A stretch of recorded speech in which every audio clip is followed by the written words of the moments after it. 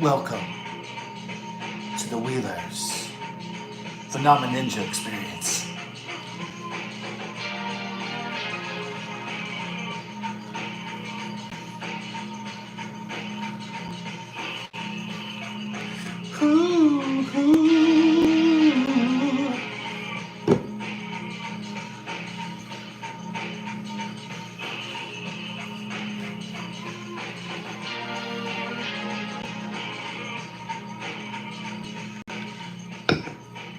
Welcome, everyone.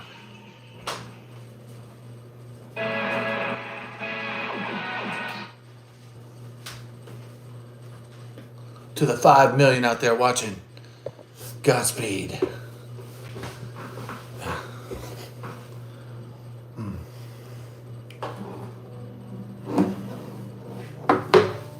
Was Mission Smorgasbord is it doing right? So Amelia, she called out a challenge now. Now Amelia is only like 20 years old. So she's young and idealistic, so she thinks she can do whatever. Yeah. I guess that's kind of the magic of being young, is that you're kind of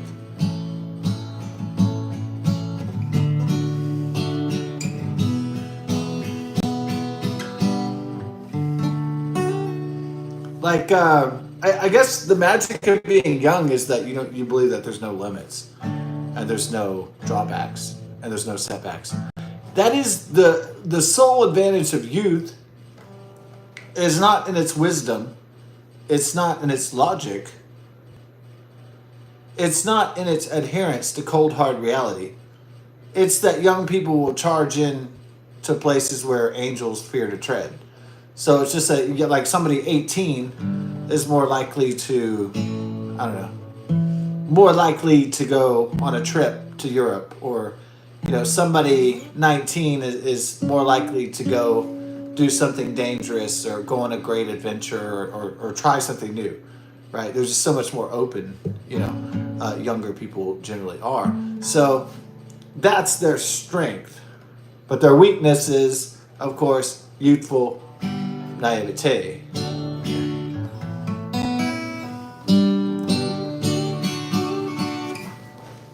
Yeah. So I think Amelia, the beautiful young girl, the Swedish singer-songwriter, I think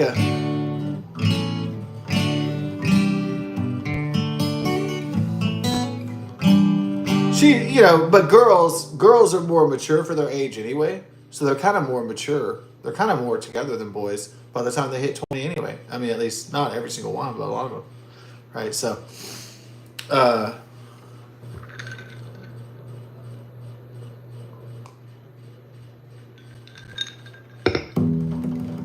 yeah, I mean, women do have the advantages that they're more mature than boys and men, and so that's their greatest strength, I think.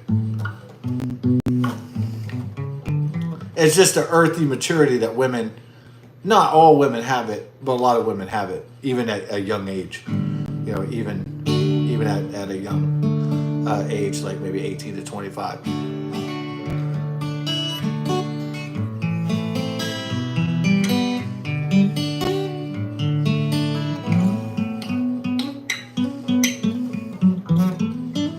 So Amelia wanted their viewers, they would win the necklace in the video, the gold heart chain that she wears, if you could spot how many times it appears in the video. So I watched the video once and I counted, and then I just sent a number on, the text like she instructed.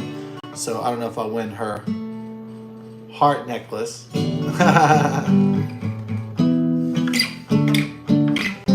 If I did, I'd be like, oh my God, I got her heart necklace. Yeah, I would be surprised.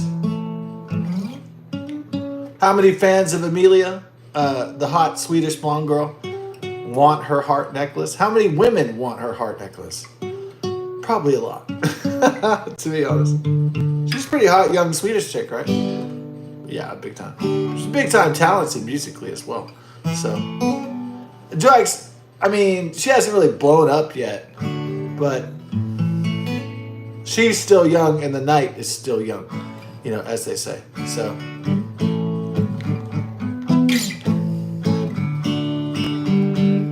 I think she's got a shot. You know, a lot of musicians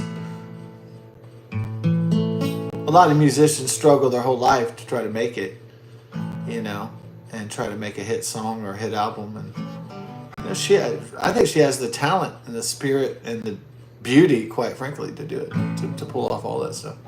So I think she's got it. I think the kid's got it. No. Don't want to be a naive old man or some kind of old dreamer. I think she's got it, yeah.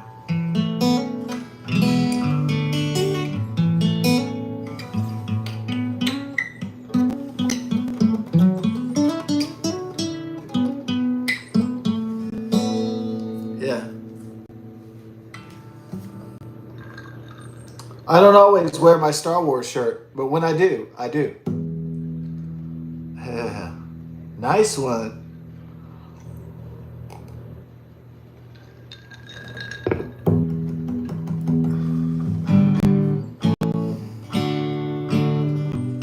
I don't always wear my Star Wars shirt, but when I do, I do. And that's like the end of the joke, yeah.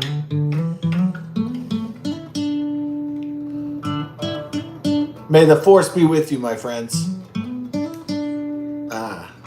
Too much time on the X-Wing, not enough time on the sex wings. You know what I mean? Hit the drum roll on that.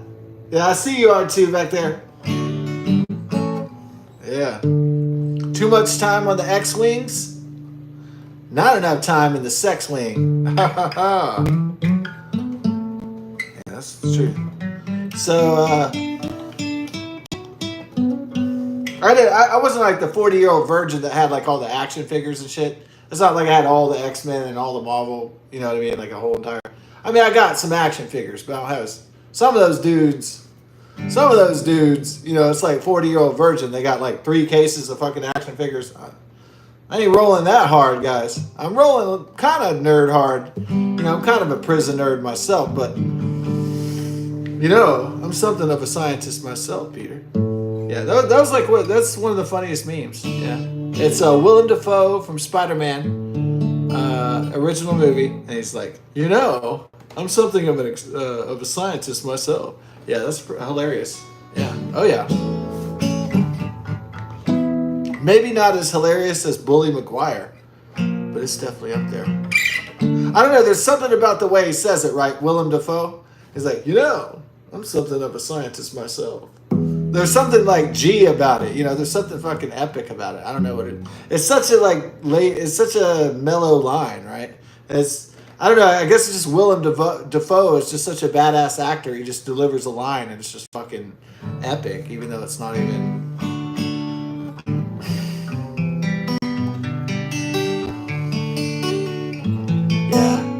I guess I first saw Willem Dafoe when I was a little kid, you know, and I watched it a few years back, and it was Platoon.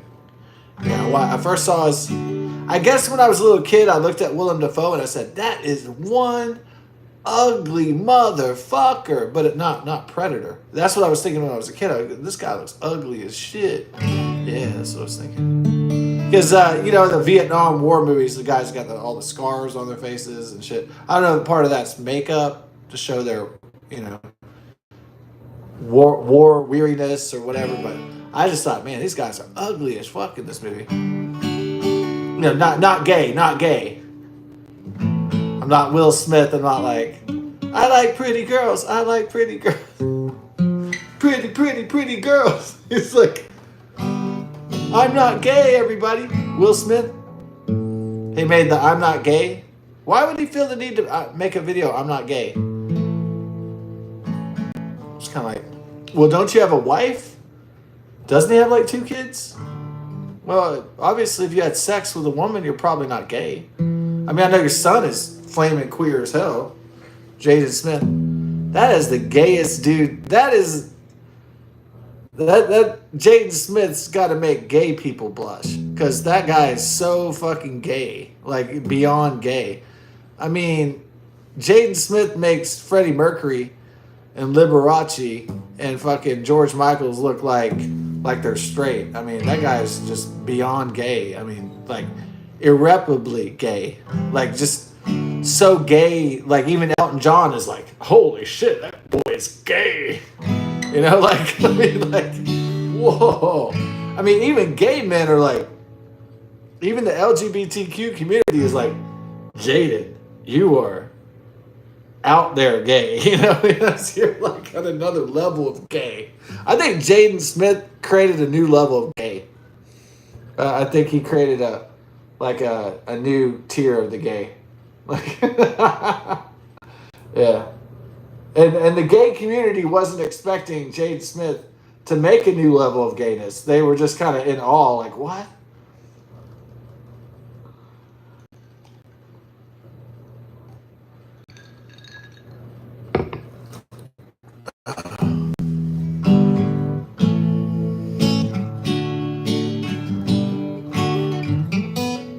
Yeah, I mean, I'm not really enjoying Will Smith's prolonged midlife crisis. You know, it's been pretty unpleasant. I'd say.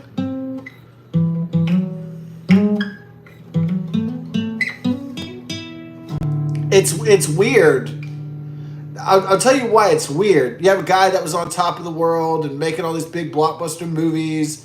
He was a rapper and he was on the big hit television show and he was this big fucking star.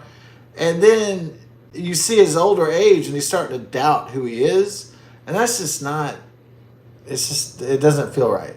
You know what I mean? Like something's definitely wrong. And, you know, that's sad to see Will Smith fall apart like that. But, you know.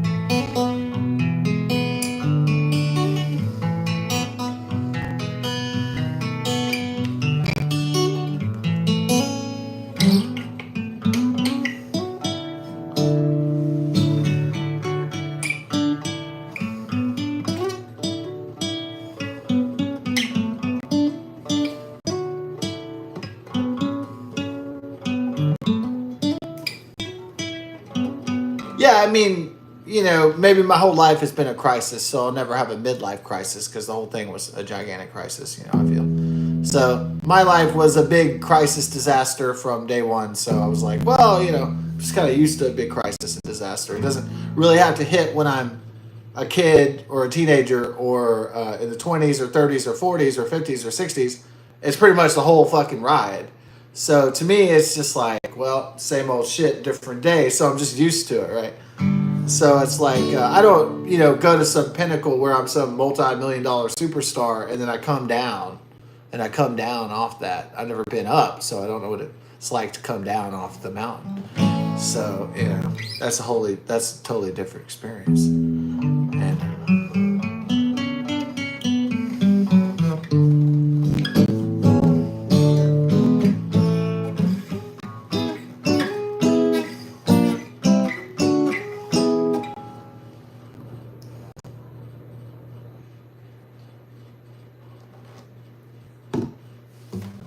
I mean, people like Will Smith make it even unattractive to even desire to be very successful or very wealthy. They, you know, it's definitely, there's a vanity, there's a narcissism, there's a dark side to it that's very unappealing to me. So, you know.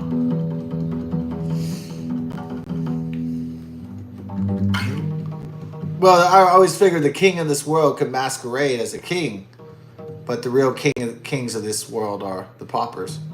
So, like Jesus Christ. So, the longer you live, the more you realize that really the kings are like the dudes, the Big Lebowskis, the fucking just Zen masters, you know, the chill masters. That's who's really rocking, you know, the earth in the human, in the spiritual realm. So that's fine.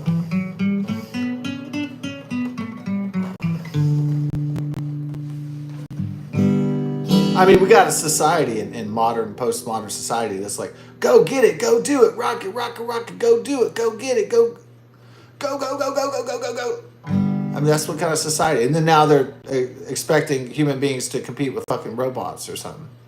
Like, oh yeah, now you got to compete with a robot that can do everything you can do and more. And also the robot's gonna take all the human intelligence and the neurons, and it's become some super fucking artificial intelligent, supreme intelligence being. Like, how am I supposed to compete with a fucking super android or some shit? Yeah, good luck with that. I had a hard enough time competing with the other beings, the other 8 million motherfuckers on the planet. So good luck competing with fucking robots now and AI systems.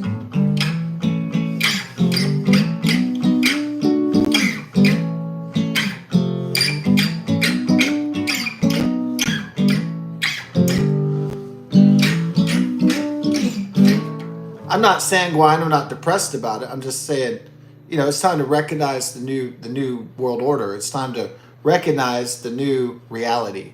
The paradigm shift, and so into the artificial intelligence realm. And yeah, there's a lot of scary aspects of it, but I hope it works out. I guess everybody who's designing AI and advanced artificial intelligence systems are like, oh well, hope it works out. I hope. Don't know if it will. Don't know if it'll become killer robots and kill us all, but hey, we're doing it anyway, because don't we have to compete with China? Yeah.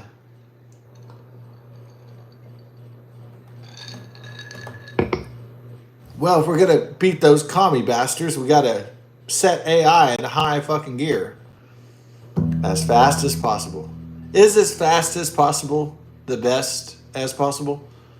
I don't think those things are actually congruent or compatible, equivalent in any of those kind of words. But we got to beat those wily Chinese communists over there. Because if we don't beat the Chinese, then they'll just become a global superpower and enslave us in the solar system. And they'll just turn us into matrix slaves. And then they'll outlaw freedom and freedom of expression, the First Amendment, the Second Amendment, and they'll just stick us into a 1984 George Orwellian hell that we can't escape, into a technocracy in which there's no escape or any kind of freedom or liberty at all. Yeah, so that's why we got to beat the Chinese, because if we don't, the Chinese communists don't believe in ethics. They don't believe in moral principles. They don't believe in human rights. They don't believe in freedom of religion. The only religion that the Chinese communists have is win. That's it. Win at any cost, no matter what. It doesn't matter what moral and ethical damage is done. To win, to be the ultimate power, to be the ultimate global victor. They don't have any other considerations than that. They don't care about Muslim Uyghurs. They don't care about people wanting freedom in Hong Kong. They don't care about freedom for people in Taiwan. They don't give a fuck about freedom for people in Western civilization. They don't give a motherfuck about that. There's only two things they care about, or three things: global domination, Mao Zedong and the Chinese Communist regime, the CCP, the Chinese Communist Party, the People's Republic of China, and number three, is it communism? Is that what I meant to say? Wait. Let's back it up. Global domination, communism, and Mao Zedong. Oh yeah, of course. And Shang Shu, The Art of War. That's it. Maybe there's some Buddhism or something in there somewhere. Global domination, Sun Tzu, The Art of War, Mao Zedong, Karl Marx, and the Communist Manifesto. That's it. That's what they care about. That's what they cared about for the last 100 years or so. Bringing China to a great global dominance and prominence above the West and European and other nations and powers. To become the leader and also the enslaver and the master of all power. Oh. Well, I think I'm right, because, well, the data says that. All the data leads to that. So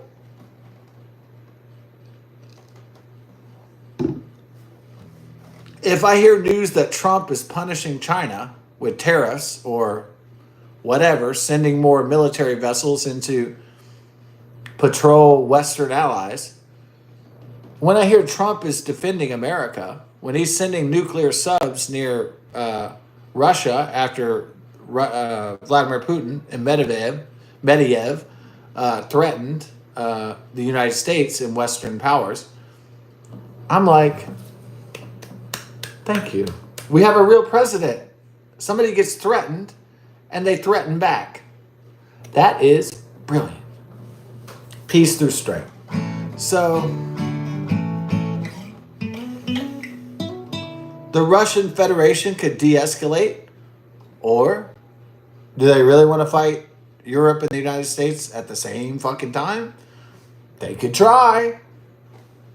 I don't think it's gonna. I mean, when Vladimir Putin's Golden Palace is blown up with a nuclear arsenal, with hypersonic weapons, and when Moscow is on fire, do you think the Russian Federation is going to like that? I don't think so. So, are they going to like that shit? Yeah, I think not. How many of those old Soviet nukes even work anyway? Honestly speaking, I'm sure we have better nuclear weapons than they do. I bet we have more advanced and newer nuclear weapons than those old KGB Soviet thugs over there in the Russian Federation. I bet they're a backwater, white trash, fucking backwards fucking place. And I love the Russian people, but their leadership is shit. It's leader shit over there.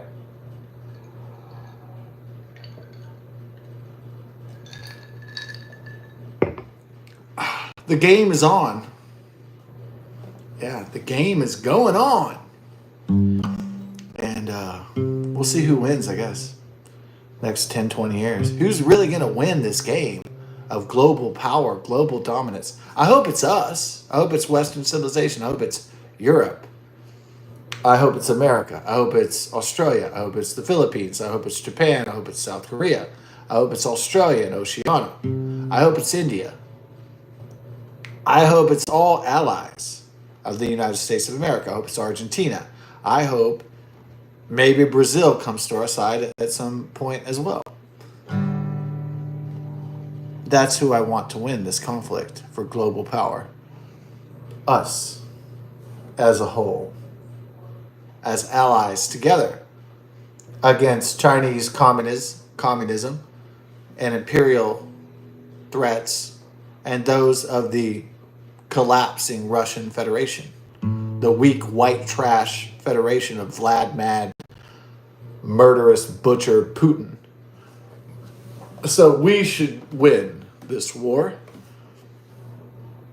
And if we don't, then they're going to hang us by our fucking bootstraps and enslave us in a digital surveillance Orwellian cage like the people of Hong Kong or the Muslim Uyghurs.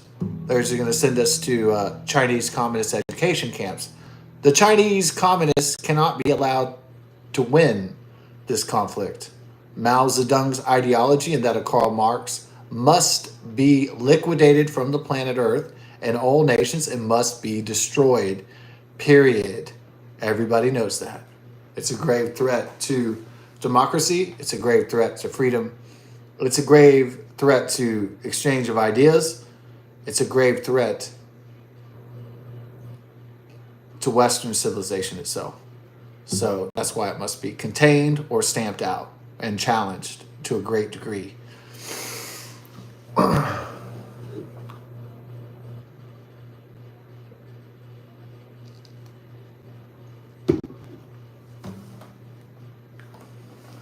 Communism and liberty are not compatible. They never were and they never will be.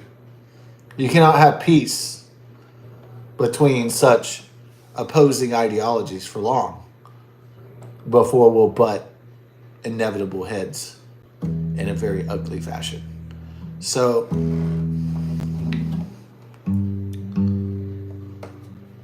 the slaves can only tolerate, let's go to an African American plantation slave pre-Civil War. It's only so many times they could get paid a shit wage or nothing at all. There's only so many times they could get scraps. There's only so many times their families can starve. There's only so many times they can get whipped and hanged by their masters until one day those people rise up and whip and hang their masters. There's only so much we can take, folks. And there's only so much we will tolerate. So that's just an analogy, but there's only so much the wife can take the beating from her husband before she gets out the gun and blows his brains against the fucking wall. That's just the reality of it. And so there's so much the world can take from Chinese communist imperial bullying and vacant, idle words and threats before we strike back, before we put them in their place.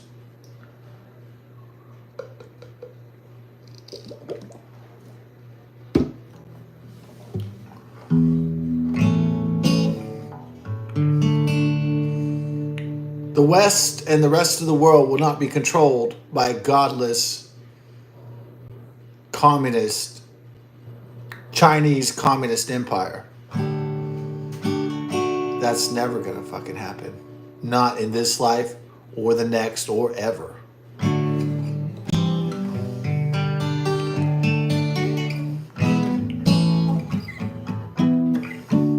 The Russian Federation just needs its old KGB leadership, the baby boomers of the old Soviet Union, to die, and then we could disregard but not forget the last century and move on into this one as we should. So once the KGB thug is dead and he's out of power, then probably the Russian people will get fed up. And we have to get rid of Medvedev too. That motherfucker's he's a boomer, but he's 60. He's not as old as Vlad. He's not 70 or 75 or whatever. So the old KGB thugs from the Soviet Union that are still in power in the Russian Federation must be liquidated or destroyed, or they must die, as they will die, as everyone will die. Thank God. At least God has a time limit for everyone. That's handy. But it can't come sooner for the butcher, Mad Vlad Putin. He needs to die sooner than his natural years. So, and Medvedev, he's only 60, unfortunately. So that means he could, with millions of dollars in modern medical technology in Russia, he could live for, another 20, unfortunately. But that aside, I believe it's possible to get pro-Russian. I think it's possible to get Russian Federation people on board. I think it's possible to get a pro-Europe, pro-Western government and leadership in Moscow again. Like Yeltsin or like Gorbachev, or somebody who's open to trade and reduce nuclear weapons and reduce armaments and have greater trade and prosperity with Washington and Europe, and invite Russia into the larger Eastern and European alliance. I think it's about time we stop these foolish wars. We all unite as one against our common enemies, our real enemies. And so I think it's time to extend the olive branch to Russia and get pro-Western leadership that are Russian, of course, native Russian, into power in Russia, and stop this foolishness. So we're going to stop dancing around thermonuclear war around the world. Stop playing games.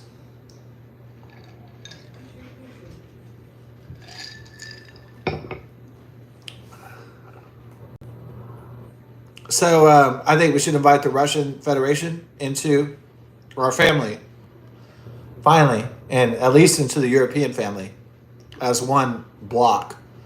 And so instead of this nonsense, going to war with Russia and Europe forever, we just can't do it.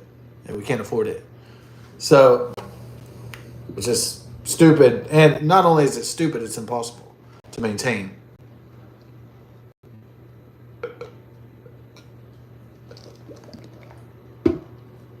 Yeah.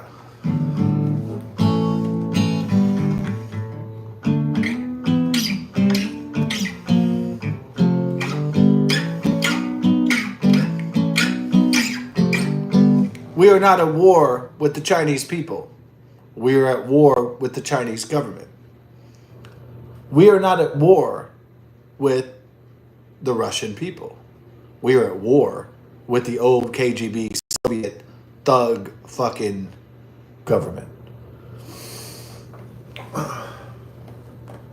We naturally love the Chinese people and we naturally love the Russian people. It doesn't have to be any other way. It shouldn't be any other way.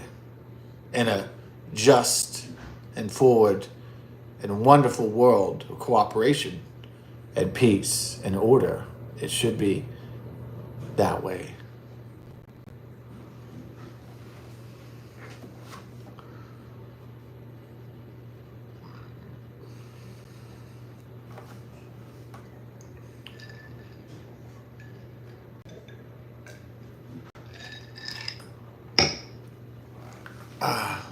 When Vladimir Putin dies, the butcher of Ukraine, the world will celebrate. Who will mourn the death of this KGB murderous thug? I doubt. Maybe only the most brainwashed in the Russian Federation will. But the rest of the world will be ding dong, the witch is fucking dead. They will not be sad about the death of Vladimir Putin.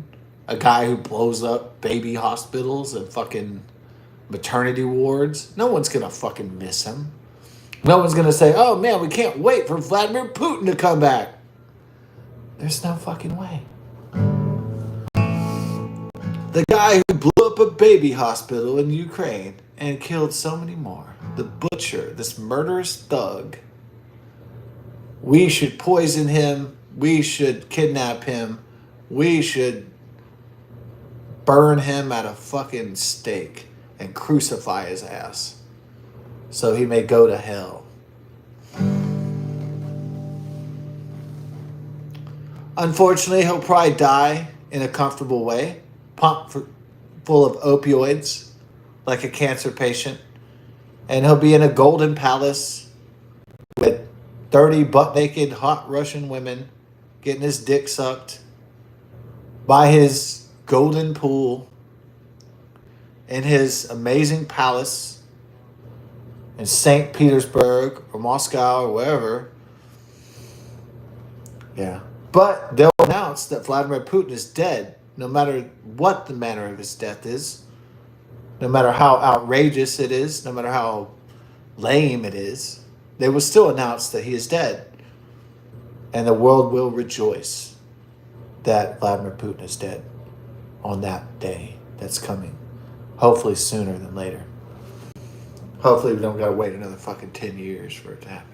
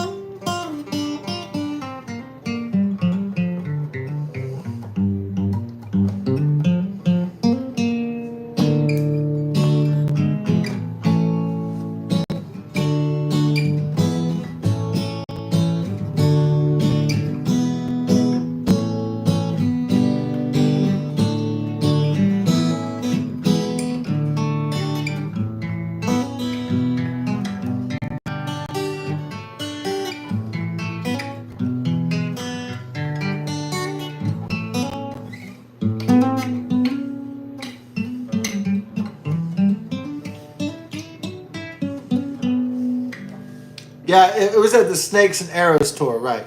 Yeah, I think it was the 2007 Rush, long before Neil Peart died. So I saw Geddy Lee playing keyboards and singing, and he had he had to like play the keyboards and play his bass and then sing at the same time.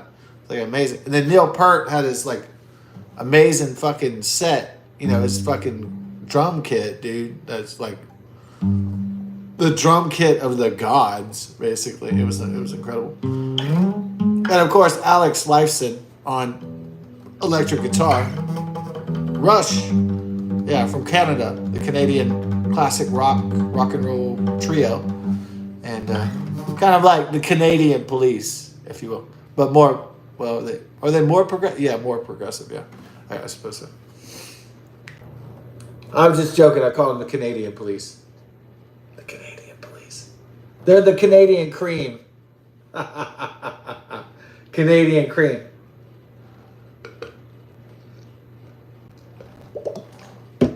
Canadian Cream sounds like a porno I should check out, or a nice lotion. Ooh. There you go. So every Saturday now, being a former 1980s kid, because I was born in 1980, and George Lucas and Steven Spielberg and Indiana Jones is very, very much a 1980s thing. Because if you think about it, Raiders of the Lost Ark came out in 1981, and Temple of Doom came out in 1984. And then to close it out, 5 years later, there was Indiana Jones and the Last Crusade in 1989. So it kind of encapsulates my entire childhood right there. Like, it's just in a nutshell. It's boom. It's a real tight, timeline of my childhood in terms of the entertainment. So, yeah, I know they made 2 other movies, but sometimes I don't even want to think about those. All right.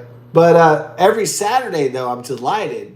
They fucking blast these Indiana Jones marathons. And it's like fucking, like, I know they play Kingdom of the Crystal Skull and they throw in Dial of Destiny and shit sometimes, but mostly it's just the original.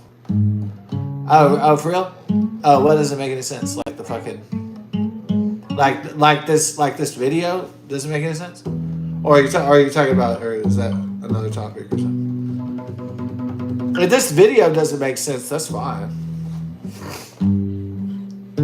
If my freestyle videos don't make any sense, then I'm not even bothered by that. It's like, I don't know, that's almost like a compliment. That's almost like a compliment. Yeah. Like if somebody was too anal retentive and they said oh dude, oh man, your last video didn't make any sense, I'd be like, oh, thank you. That's what I was. That's what I was hoping. Thank God. Then see, I knew it was. I knew I made a creative video if it didn't make any fucking sense. If it made sense, it would be less creative, right? It wouldn't be that avant-garde. But if people are like, man, I don't understand your shit, then that's great. That means I'm doing a good job, right? I mean, maybe not, but yeah. But he's probably talking about, okay, Mr. Beast. Okay. So the controversy, it was Asmongold talking about Mr. Beast and these other guys bombed him on while he was going to McDonald's. They on the live stream, on the Zoom or whatever, on a video call, and they all bombed him at the same time while he was going to McDonald's. And Mr. Beast and the guys and Jake Paul and shit and other famous streamers and stuff, they asked him, will he donate $100,000? But what I was saying in the comments was Mr. Beast is a billionaire and he's asking Asmongold to donate fucking Jimmy Donaldson is asking Asmongold, Zach Rar to donate $100,000 when the motherfucker's a billionaire. This I don't know why it caused a firestorm on there, but they started fucking 2,000 comments, and I'm trying to keep up with how many comments there are, but for some reason this irritated people. I don't know why. I can talk about geopolitics and Gaza and Israel all day. The people comment here and there, but man, if I talk about Jimmy Donaldson and Mr. Beast and fucking Asmongold, that shit just blows up like crazy. I'm not even trying to blow up on that. I'm just hey dude, a billionaire is asking for $100K. I was like, what? I thought the dude has $1 billion. And it's people are commenting 3,000K, and I'm like, dude, what the fuck? I was like, man, I made one little small comment. It was just one sentence. One sentence. It wasn't 2, like that. I guess 2 would be in sign language, or 3. That would be okay. But one comment. It was Isn't it ironic that a billionaire is asking Asmon for 100K? I mean, and it's like, dude, that shit got. Okay, so there's different camps how they look at Mr. Beast. And I'd realized this before, that some people look at Mr. Beast as like the Antichrist. Some people think he's great and he's genuine and he's a charitable guy. Some people think he's stealing from the charities and he's a douchebag. And some people think he's a fake motherfucker with a fake ass smile and all kinds of shit, right? I mean, it's all over. I've never, some people say Donald Trump is a polarizing figure. This Jimmy Donaldson, this Mr. Beast guy, this guy is a really polarizing figure. People, they hate him, they love him, they doubt him, they think he's shady, they think he's fucking wicked. I mean, a lot of people get a bad vibe from Mr. Beast, Jimmy Donaldson. I know why. He has that fake ass smile. He has that grin of superiority, like he's better than everybody. I know he has that fucking Mark Zuckerberg douchebag kind of fucking even worse than Mark Zuckerberg. At least Mark Zuckerberg doesn't know how to fucking act human. At least he looks like a reptilian fucking ghost wizard. I mean that's to his benefit. But Jimmy Donaldson, his fake ass fucking shit, his fake ass fucking like, hey, I'm trying to help everybody. Like that shit is like not working for people. It's like his veneer is wearing off, and I understand why people get so passionate about talking about him because some people think he's a fucking grifter, a scam artist, and to be honest, yeah, I can understand why they think that. A guy who's just obsessed with power and control, but he's not really obsessed with what he says. People don't feel that Jimmy Donaldson, Mr. Beast, is genuine. They think he's a scam artist ripping the world off, and he's laughing all the way to the bank, and he's just some maniacal fucking demonic monster. And do I feel that way? Okay, so the world feels that way. Do I feel that way? Well, I started watching his videos. I was super entertained. All right, back in the day. He's counting to 1,000. All right, I'm going back to third grade. I was laughing my head off, man. Riding Lego cars. I was like, yeah, riding Lego cars. I was like, this is entertaining shit. I mean, no doubt. No fucking doubt. I mean, riding Lego cars. Even at fucking 22 years old. I know older people are going to be like, fucking grow the fuck up, motherfucker. All right. Well, you know what? It turns out that riding Lego cars is fucking... pretty fun. Lego carts. Well, that's fun shit. Or that's at least entertaining, internet shit. So he knows how to exploit the internet system to make the most entertaining shit. He knows the algorithm to make the most ridiculous bullshit that people will watch and pay him money. And that advertisers will pay for. So he figured it out. I don't know. Is he a hard worker? Is he a genius? Or is he a fucking con artist? I don't know. Is he evil? Is he good? Is he in the between? I don't know what it is. I don't know who he is. Really. You just see that stupid fucking face, right? Like, I ain't a billionaire. You just see that stupid fucking redneck Jimmy Donaldson, Ronald McDonald motherfucking face from Tennessee or whatever the fuck it is. Come to Tennessee, we're smoking your bong. Or, wherever he's from, man. Is it Alabama? Is it Tennessee? It's not Alabama, right? Sweet home Alabama. Oh. No, it's Tennessee.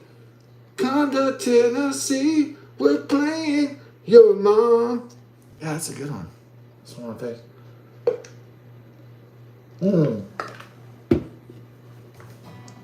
Do people trust Jimmy Donaldson, Mr. Beast? Hell motherfucking no. Why? That fake smile, that fake shit, it seems fake. I don't know. Maybe he has poor social affect, poor social skills. He's not genuinely able to convey his emotion with his... He kind of comes off as a tyrant, which is not good for him, his, PR image. He doesn't I mean, like, even when he is in the African village providing water for the villagers, he's kind of like, I don't know. It's hard to describe, but you can tell that this guy is like kind of he's smiling on the outside, acting like everything's perfect, but on the deeper level, it seems evil. He seems like satanic, like to me.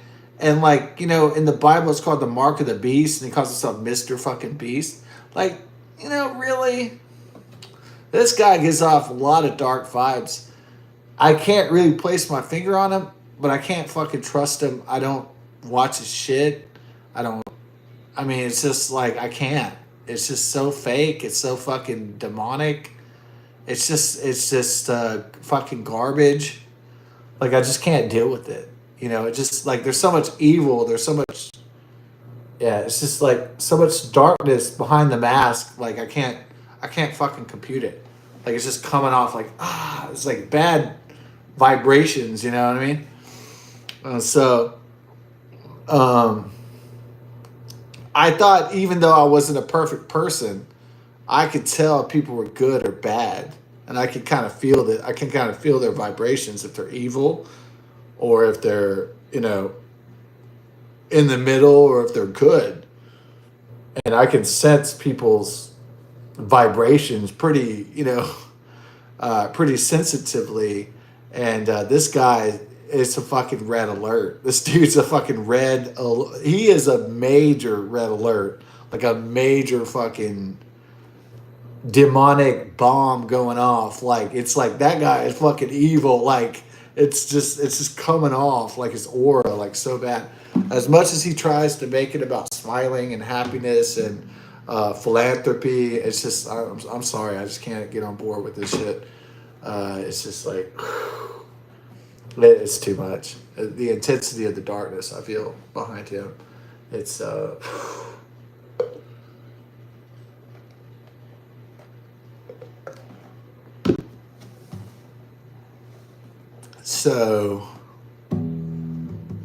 it's like PewDiePie. I don't feel a deception. Jimmy Donaldson, I feel a great deception, a great evil. With PewDiePie, I sense just good intentions. So PewDiePie, Swedish, Felix, that YouTuber, I just feel nothing but like great vibrations. You can feel those. Some people don't feel it as intense as I can, as sensitive as I am to people's auras. But that guy has such a genuine like aura. Like every video I watch of him, and every single article I see about him or whatever, it's like Felix is just such a good guy. He's not a con artist or a scam artist. Like he's so a genuine good guy. Like he really wants to live a fabulous life, and he really wants people to be happy, and he really cares about his girlfriend, and he really has these great videos going to Japan or going to Iceland, and he really loves talking about things, and he really likes buying shoes, and he really likes making funny videos and doing great gaming, streaming, and stuff like that. So like almost everything I've seen of Felix, and almost every single video PewDiePie was pretty entertaining. I mean, it could have been him in Japan, riding a bike, getting some. I guess in Japan, what we don't have in America is we don't have meals to push in vending machines. I mean, we have like snack machines, but we don't have like in Japan, you can get a whole entire fucking meal by pushing a button on a machine. It's like I don't know if you want like a vending machine cheeseburger, but they have that, and vending machine ramen and stuff like that. And so like it's like him going through Japan, like oh my god, they have like vending machine fast food, and is the vending machine fast food good? It seems to be acceptable. I think it might pass. I don't think it's as good as like prepared in a restaurant or cafe, just naturally. But yeah.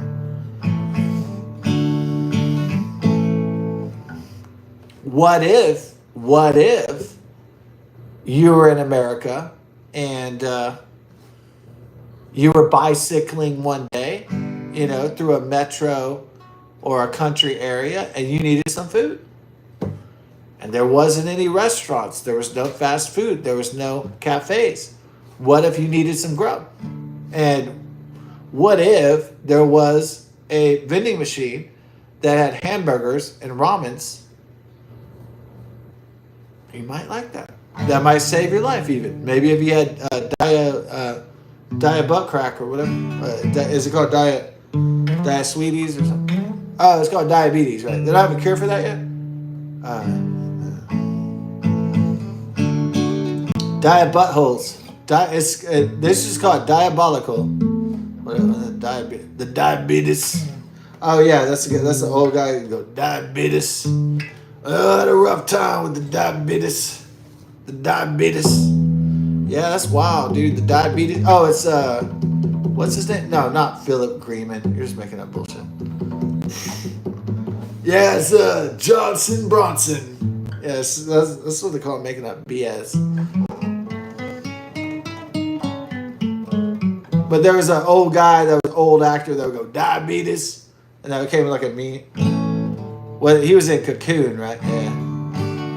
You know, I felt that when I was a kid, when the old man, when it was the diabetes guy, and he was talking to his wife, and he's like, the aliens come in the pool, and all the senior citizens get young, and they promise that they would transport all the elderly people to like a planet of eternal life and stuff, and just no suffering, and just like, you don't get cancer, you don't die, you don't suffer, you don't anything.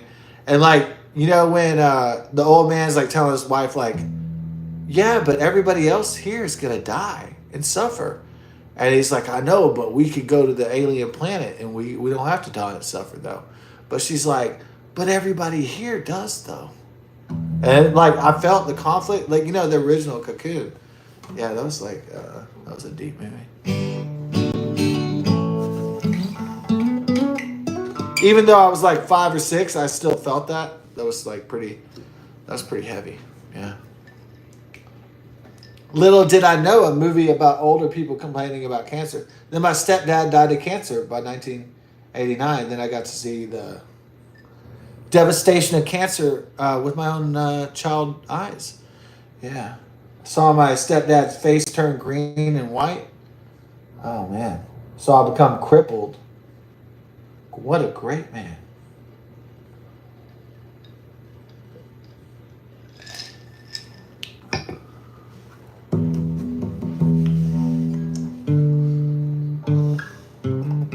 So I saw the devastation that cancer could do.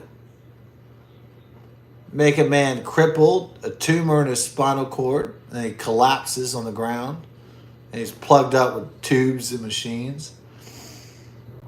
Can't even do shit at all, except just cry. A once great bold man, a breadwinner, a worker, a survivor, just crippled on the ground like that. Reduced to fucking nothing by cancer. Paralyzed in the ICU. All I can do is blink. You can't fucking move. His skin is turning green and white. The skin of death. It's so. Yeah, I remember that. Yeah. Here's the good times. Whew.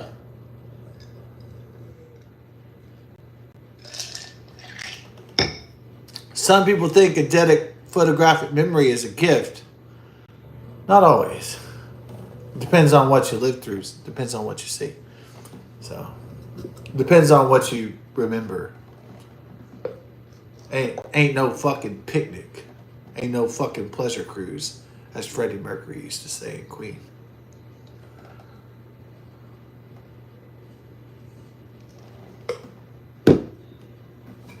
It's a rough one. Oh yeah. This is a rough motherfucker. Without any doubt.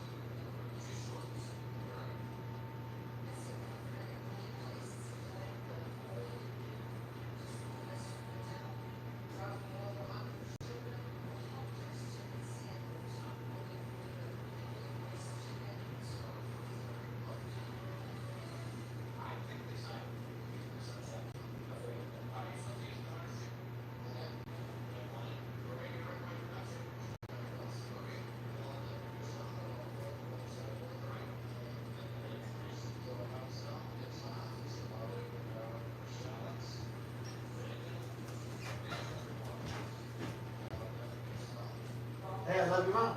You're the greatest. I love you. So you can have a beer if you want to, Mom. Whatever.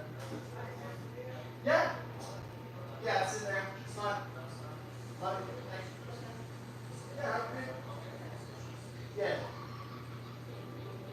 Love you, Mom. Thank you.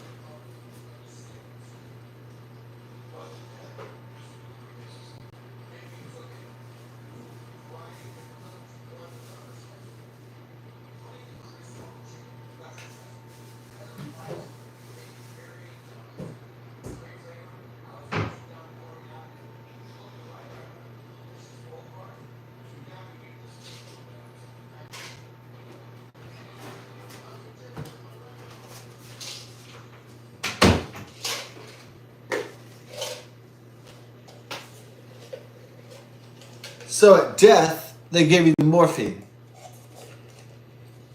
when they couldn't cure cancer. I guess they still can't cure cancer, but they will one day, I think. But they gave you opium, morphine, painkiller. Because the cancer cells are eating your cells alive, or eating you alive, as you roast and you're suffering. As your body's organs shut down, the pain is excruciating. So the doctors drip you with painkiller until you pass away, until your entire body shuts down.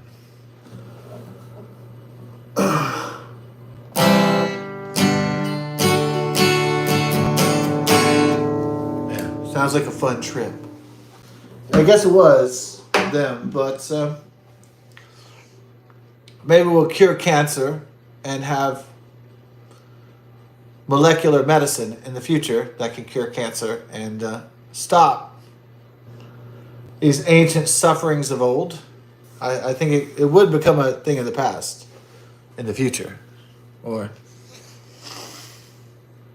the past would eventually become the future. Eventually.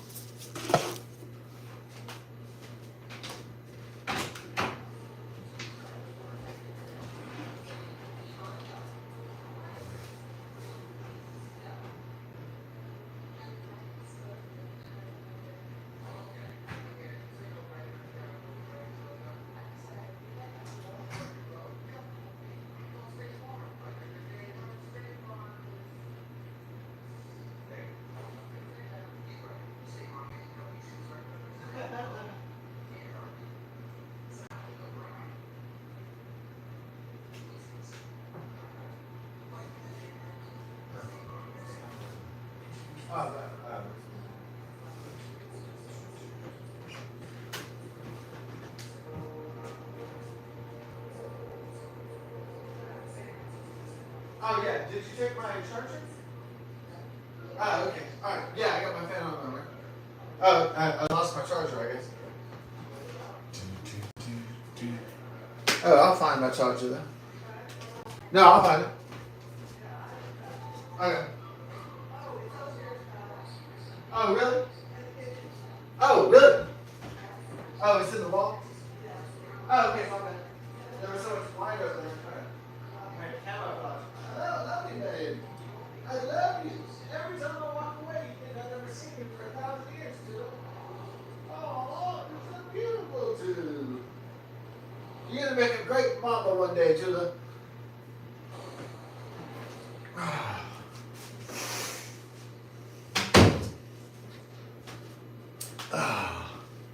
We'll do this. We Okay, we got a USB lamp over here, which is amazing 21st century technology. Maybe that's the problem with the 21st century. All this great technology, but it doesn't seem to have the soul of old. It doesn't seem that people have the spirit. As technology advances, they seem to lose their spirit. Unfortunately. Not me, but I guess to a certain extent. But it seems like technology advances, and then people, they lose their spirit. They're like, oh, well, technology will take over as my God or my...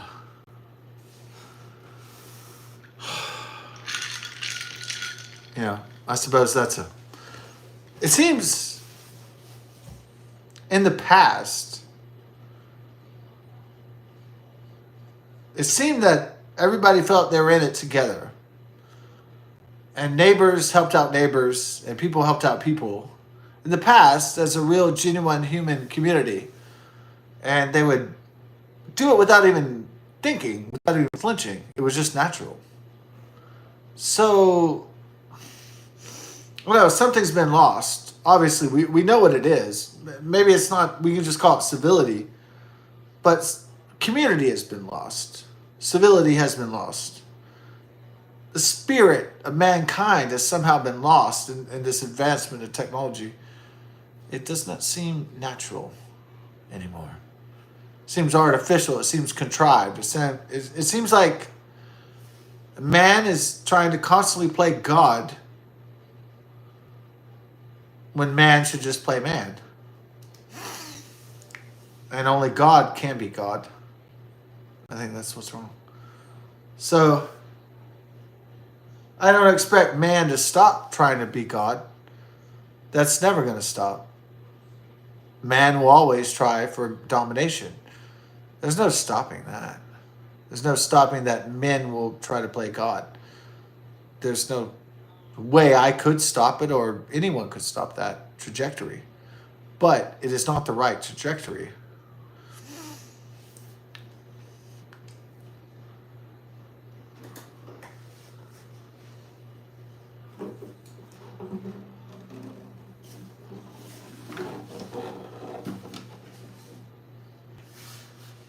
Protecting nature and enhancing nature and curing disease should be the main aim of mankind, and exploring space and exploring the universe. These should be our main focus instead of building weapons of mass destruction and going in infinite war. These are ridiculous pursuits. They will destroy us eventually. And besides, break our empires and break our nations and our people's backs under the unsustainable debt that it's obviously caused, and the unsustainable bloodshed that keeps bleeding. It is ridiculous to continue on this course, and everybody knows it.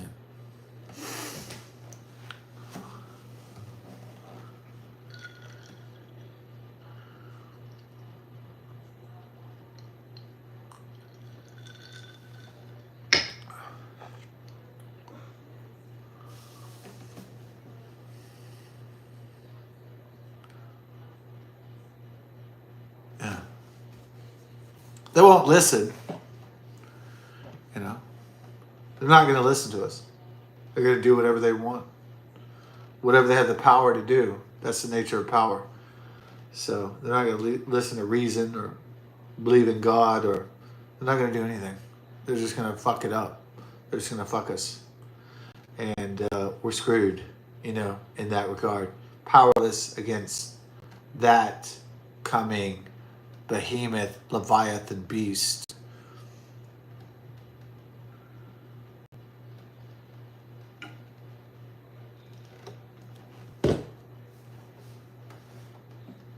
Into that fire there is no water. Into that abyss there are few lights.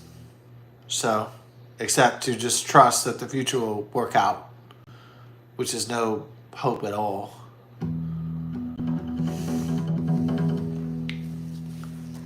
Yeah, nice.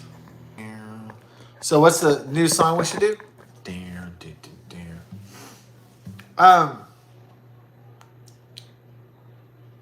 Yeah, before the Russian invasion, I was watching a lot of Russian YouTube channels.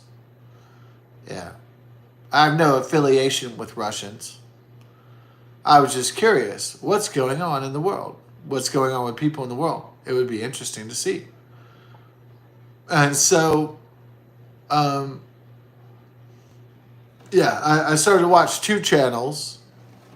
One was this super patriotic Russian guy, like kind of almost ridiculous, but called Sergey, and it was a pretty entertaining channel.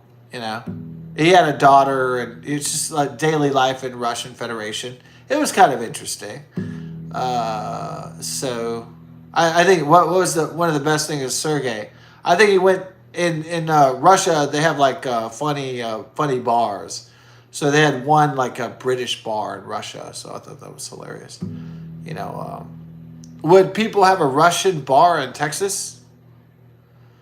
Are people in the United States entertained by Russian shit? Maybe like Russian porno, where the guys say, oh, "Hey, are you watching the Russian teen porn?" I don't think people in America, besides appreciating Russian women, I think a lot of guys in the West appreciate how sexy Russian women are, you know, Slavic women. But the thing is, I think that we don't really appreciate Russian culture. You know, I don't think that we really appreciate that. Yeah. We appreciate the pussy. We don't really appreciate the Russian experience at all. Like, you know, and what's so weird about that is that we don't appreciate Russians at all and Soviets at all. But what is so funny about that is that they worship us secretly. Like the Russian people really love Americans and they really love Western people. And they have British bars and cowboy bars. They love our culture. You know what I mean? And so what is the craziest thing? It's not, I don't think our love for our civilizations, for our nations is equivalent, you know? So unfortunately, maybe because we don't know it, because most of it was through the Iron Curtain and communism and despotism and totalitarianism. Maybe we don't know enough about the Russian culture because no one just cared to teach us about it. You know, maybe we're just ignorant, right? So the magic of YouTube and the Russian YouTubers like Roman and No Fuckers and Sergey was that we got to kind of experience, well, what are the Russian people doing? Like, what is the Russian culture like? And that was pretty illuminating, you know. Before the war started and the bullshit started, it was really nice. You know, what do the Russians love? What do they do? How do they hang out?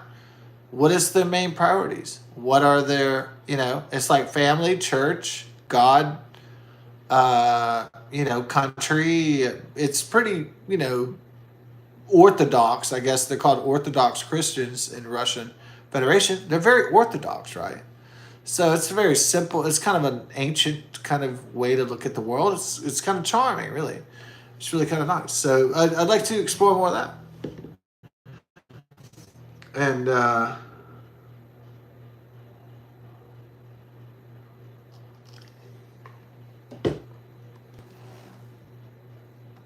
so I'm not pro-Ruski or anything. I'm not pro-Russian. I can't say even, you know, like that kind of shit. But it is actually fascinating. The language, Cyrillic. Yeah. Vladimir, Armenia, Ukraine, the people, Ukrainian Americans I've met in my life. It's a very interesting culture. So I'd like to know more about it without all the bloodshed, you know, obviously. So if that's possible, can I learn more about the cultures without constant violence and war? I would like a day of peace, as they did in the old Star Trek. That was the metaphor for the Russians and the Americans that one day will become fast friends. And this misunderstandings, these wars will just be a thing of the past. They're not going to be a thing that's going to last forever. War can't last forever.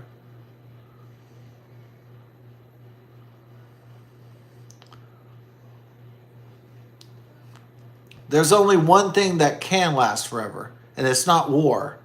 War can't last forever. Even in a military industrial permanent armament complex, like President Dwight D. Eisenhower said in his famous military industrial complex speech. There's only one thing that can last forever, and it's not war.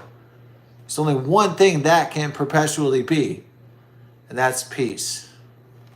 That's the only thing that must be a requirement of any advanced and noble and God-fearing civilization, is that peace must be the highest priority of any nation and any government of mankind. There is no compromise, like Ronald Reagan said. Peace must be the highest aspiration. That's it. Period. Ronald Reagan. Write it. See it. Watch the speech. Period. Peace must be the highest aspiration of any God-fearing and God-loving nation. That's it. That's all it is. To do otherwise is to damn our future to perpetual conflict and suffering and endless pain and war and division.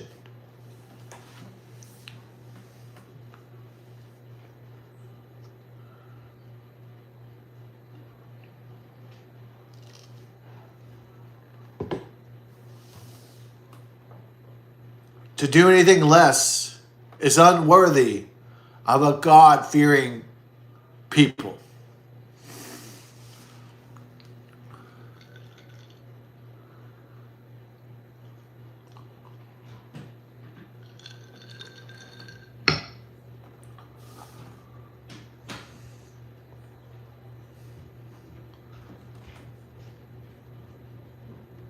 Nugent country guy, I suppose. Yeah, it's wild. Wild dude. Yeah, I try to be more tempered in my logic, but I guess at some points I realize I am a savage in a lot of ways. Even in my noble ancestry, the Cherokee Indian Nation, even in my great ancestry of England and Ireland, I'm still a savage today. No matter how much we've evolved, so much that I'm still like the people that came before me. So I'm much like my ancestors, the Cherokee Indian Nation, from thousands of years ago in America, in North America. I'm still very much like the Irish that immigrated to this country 100 years ago, 200 years ago. I'm still very much like the English settlers that came here to found this nation back in the 1700s. I'm still very much like all of them.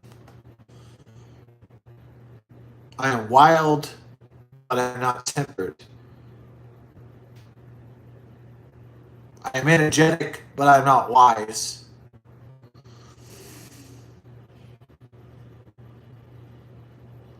I'm free, but I'm a slave too. I'm a slave to my own savagery. I'm a slave to my own wildness. I'm a slave to my own freedom.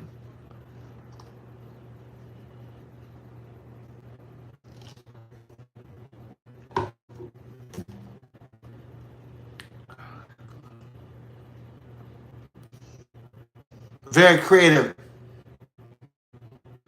but not with enough discipline to do what must be done.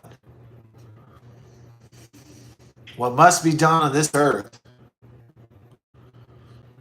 Wild, but not disciplined. free, but not liberated.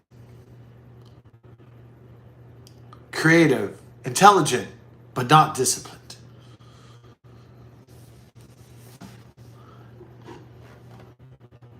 That's my fault. I won't blame anybody else